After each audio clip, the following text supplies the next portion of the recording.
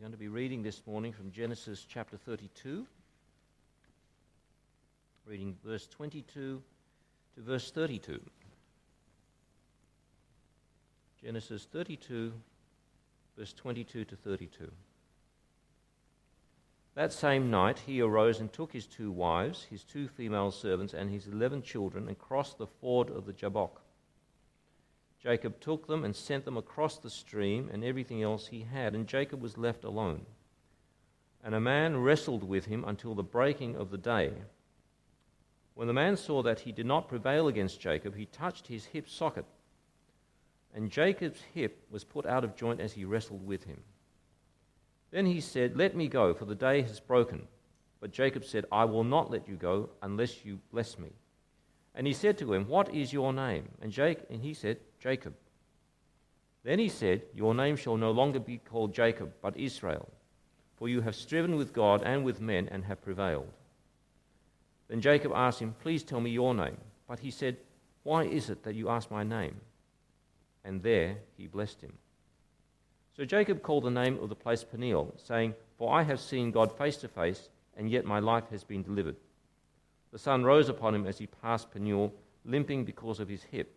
Therefore to this day the people of Israel do not eat the sinew of the thigh that is on the hip socket, because he touched the socket of Jacob's hip on the sinew of the thigh. We've been looking at lessons from the life of Jacob over the last few weeks, and we understand that Jacob has not had a happy life. Some people might even say Jacob was a man of fear. He was afraid of so many things. This is a detail from Michelangelo's painting of the Sistine Chapel.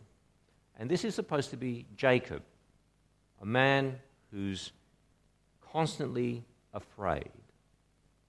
He was afraid of Esau. We saw that last week. He ran away after cheating his brother out of not only his inheritance, but also his blessing. In the intervening chapters, which we've not looked at, from chapter 29 to 31, he runs from Esau straight into the arms of his uncle Laban, who is an even bigger cheat than he is. And so he works for Laban for 20 years, where Laban changes his wages 10 times, and now he's finally had enough. And he and his wives and his children and all his livestock, he said, "It's time to get away. It's time to go. Laban is not able to cheat me anymore. He is now no longer happy with us." So he's afraid of Laban, and he ran away. But he runs straight back into the arms of Esau. And we do wonder if Jacob's actually afraid of everything. In our reading, we see lots of evidence of this man's fear. Not in our reading, but in chapter 32. Chapter 32 basically describes how he does this. He's so afraid as he's about to face Esau that in verse 7 it says, "Jacob was greatly afraid and distressed. He divided the people who were with him, the flocks and herds and camels, into 2 camps, thinking, if Esau comes to the one camp and attacks it, then the camp that is left will escape." That might be what he's thinking. But generally speaking, you're better together than apart. Unless you've got some brilliant military strategy, dividing your forces is one quick way of getting defeated. But as the scripture says, Jacob was greatly afraid and distressed. He probably was so frightened, he wasn't thinking clearly. In verse 11, he's praying, a good idea when you're afraid, and he says to God, "Please deliver me from the hand of my brother, from the hand of Esau, for I fear him, that he may come and attack me with the mothers and the children."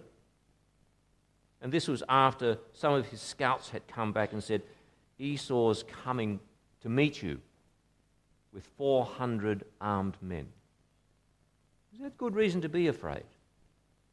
In verse 13, more scheming on the part of Jacob. He says, "So he stayed there the night, and then he took a present for his brother Esau, 200 female goats, 20 male goats, 200 ewes, 20 rams, 30 milking camels and their calves, 40 cows, 10 bulls, 20 female donkeys, 10 male donkeys, 550 livestock animals in all. Jacob was a very rich man. And he thought, maybe I could bribe my brother. Maybe if I give him a big enough present, he won't attack me.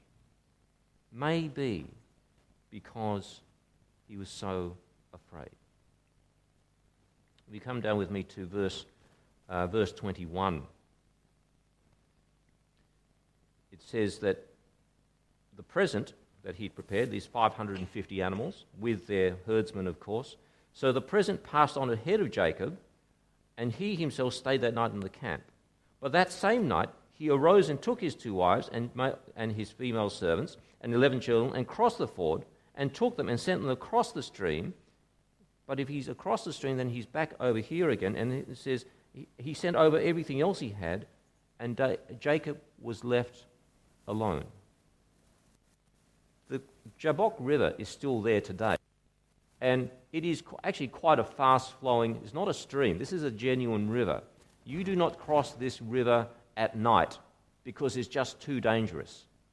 For him to make repeated crossings, taking his presence over, coming back, taking his family over, he's coming back, taking the rest of his property over, he's coming back, in the middle of the night, means he's panicking. He's running around like a frightened madman. He is panicking because of his fear. So we look at him and say, should Jacob be afraid? He's heard that his brother's coming with 400 of his best men. He knows that when he left 20 years earlier, his brother was threatening to kill him. Should he be afraid? We have a look at what the scripture says about this. Genesis chapter 32, verse 1. Jacob went on his way. The angels of God met him. When Jacob saw them, he said, "This is God's camp." So he called that place Mahanaim, which means camps. Jacob was going back to the promised land, and God sent his angels to meet him. They didn't punish him. They didn't attack him. This was God's second revelation of angels to say, I'm with you. My angels are set here to guard you. I've made promises to you. And basically, God's saying, don't be afraid. Don't be afraid. And yet, he was still afraid. He prayed this great prayer from verse 9 to verse 12. He prays, O God of my father Abraham and the God of my father Isaac, O God who said to me, return to your country, I'll do you good. He's praying to the God of the covenant. This long covenant set with Abraham and Isaac that God has promised, we're going to make you a great nation. You're going to have children without number. You're going to have all this land that you can see. You're going to be a blessing to the whole world. This is the God who's looking after Jacob, and he knows that. He's the God of the command. In chapter 31, verse 3, it actually says there, the Lord said, return to the land of your fathers and to your kindred, and I will be with you. God told him to go back. And when he told him to go back, God promised that he was going to go with him. He's not going alone. And Jacob knew that. He said, O Lord, you said to me, return to your country, that I may do you good. He's praying to the God of real blessings. Verse 10, he says, I'm not worthy of the least of all the deeds of steadfast love and faithfulness you have shown me. Only with my staff I crossed the Jordan. Now I have become 2 camps. You've blessed me with so much. You've kept me safe on the journey out. You've made me very rich. You've given me a great family. You're blessing me on the way back. All these great things. I'm not worthy of that. but yet you've done this. He places his own family under God. In verse 11, where he says, please deliver me, he says, not just for me, but also for my children and their mothers. We belong to you, God. Protect us. And he's the God of promise. Verse 12, you said, surely I will do your good and make your offspring as the sand of the sea